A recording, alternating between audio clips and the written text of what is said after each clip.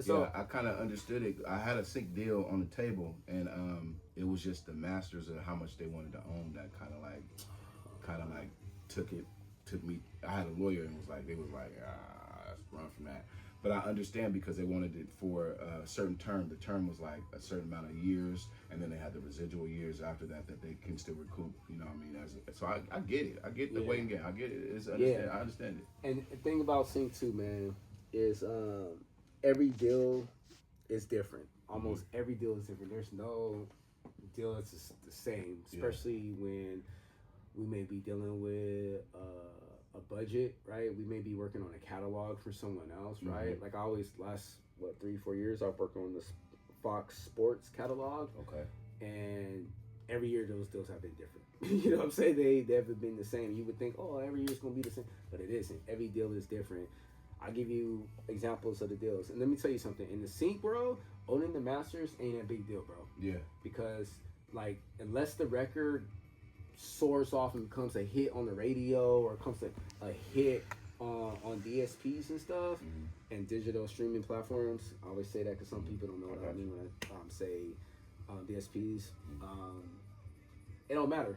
You know what I'm saying? Because the money I've seen comes off the publishing and ridership.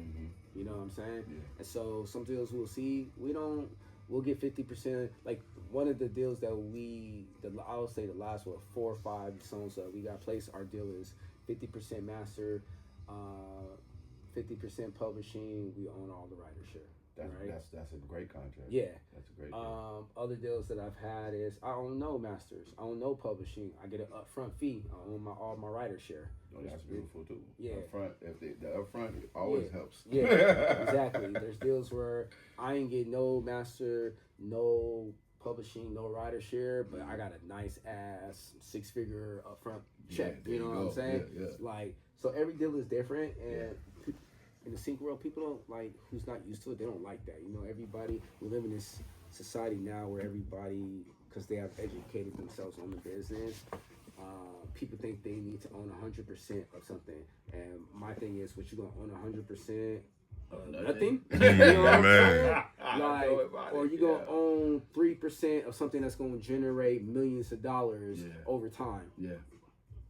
You know what I'm saying? Like, all right. And in the sync world, and people gotta realize too, it's like, you guys, remember, we are part of a project. We, the artists, our music is not the focal point, right? Yeah. You know what I mean? Factual. There's going to be times and aspects. Yes, our music is going to be the focal point. We're going to have these crazy deals because they're like, yo, the music is going to make and break this. You know what I mean? Yeah. But that's not the everyday life of the sync world, right? And artists don't like that because they're so used to, oh, yo, a lot of people will become artists and want to be artists because they want to be famous. They want notoriety. Right. Yeah. It's not just because, hey, I just want people to hear my music. That's how I act. I just want people to hear I can give a damn less if y'all, it's on TV, it's on the radio. If I can get 10 people to listen to this and like, hey, D, I like this. I'm like, okay, I did my job. That's all I care about. It feels like success.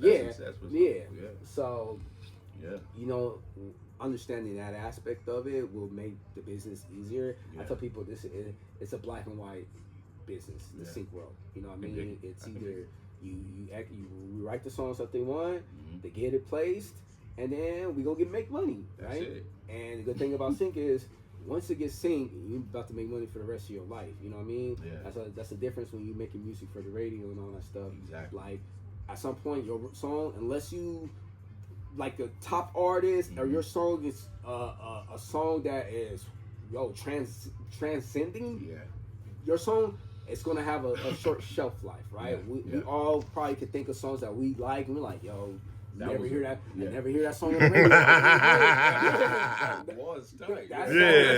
I ain't heard it on the radio in forever, but we'll play it on our playlist. We'll play it at our house, but we're like, nigga, I ain't ever hearing that song on the radio. And there's some songs that we hate. We're like, God damn, this song is 13 years old. Why this song they be playing it? The DJs mix it in. That's just what it is. So understanding that your song ain't gonna doing music in that spectrum, Sometimes it could be a hit or miss. Obviously, if you hit, you good. Yeah. But it's more misses than hits. We know that on the radio. That's and facts. typically the radio you paying now. I remember back in the day, it used to be like 20 bands to get on the radio. It's probably triple now to get on the radio. You know what I'm saying? And then the length of time they're gonna have your song in rotation is probably short. Months, yeah, 3 months, yeah, 3 a to 6 quarter. months, Yeah, maybe, if you lucky, you know what I'm saying. And a DJ likes you, because don't piss off that DJ, or he don't like something about you. He be like, I ain't playing that shit when I'm on the radio. Right. So and so can get it in. That's how it is. Yeah. Sync World is like, hey, this is a song fit. They ain't looking at nobody's name. Don't care about how many streams you've had. If you suck somebody's dick, like nothing like that, bro. Once you know the right people, and you met me, so you good with that, and then I know a lot of people, then people can vouch for you. People will get your music where they need to be to get heard and stuff. That's beautiful. You know what I mean? But do you have any other questions? Nah, you fulfilled all the questions I had, my brother. I appreciate you sharing. Yeah, of course. Definitely. Let's get into this music. So before I start, I know Show probably tell you this, but I like to let people hear from the horse's mouth. Yeah, I'm a straight shooter, straight guy. If I don't like something, I'm gonna skip it. I'm gonna keep it. If I like it, we'll listen to it. If it's sync ready, I'd be like, yo, send that over to us. If it needs things that we need to work on, then we're gonna sit here and talk about it. I'll give you examples. I'm gonna play you examples so you can understand. Yeah. And at any point you have a question about something that you need to clarify, just have me clarify. Okay. Yeah. Some people just get kind of offended because I'd be like, I don't like this, because that's what I do on my show. I ain't feeling this. Yeah, I'm not here with the emotion. I'm here for, you feel me? We here for to hear the songs and get it to where it's supposed to go. Is there any song that you want me to start off and listen to? Because if it was up to me, I just go straight down the line. But I know sometimes people have things in their mind like, hey, I want him to listen to this first. Is there a record on here that you want me to listen to first? You can listen to Hot One first. I think that's one of my best tracks. That was the one I was about to click on too. All right, I like that song. The way it is as is right now, more radio than more sync. How much in love are you with this version? Are you okay with adding things? Doing whatever you feel like it's gonna do to make it go where it's gonna go. Theme is one of the most important aspects. So you're gonna hear me talk about throughout these next couple hours. I'm gonna really talk about production, theme, and mixing, because those are the 3 components that are go into deciding if we're gonna sync a song or not, right? So the theme, fire, bro. The theme, fire. Hot One. You know what I mean? Times we could use that. It was crazy.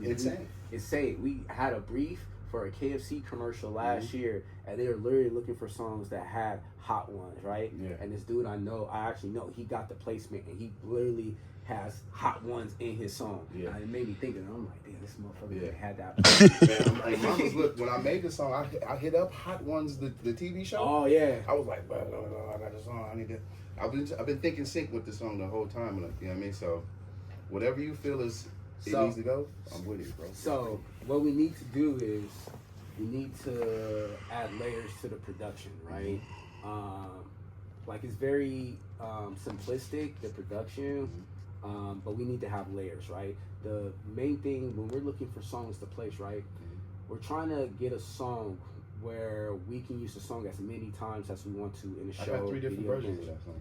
So part of us using that song is because we may want to take the verse and use it in a component, right? We may just want to take the music and use it, but we need layers. So I already heard 10 sounds you can add to this, but here's the trick, bro. In Sync World,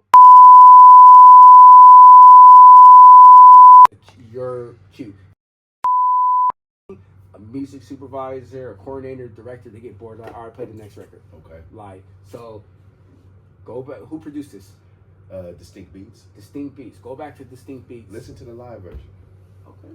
It's live instruments. It's a different version. Hot One Live. Hot One Live. Because it got way more layers. How you doing? My name is Darnell Knight, record producer and composer. My music has been featured on networks such as ABC, HBO, CBS, Fox, Showtime, and many more. I'm looking to connect and work with artists who are interested in getting their music in film and television. If you have good music and you're ready to connect, reach out to my guy, DJ Show. I look forward to working with you. Peace. Plan A Radio. Y'all hot. I'm loving it. Plan A Radio.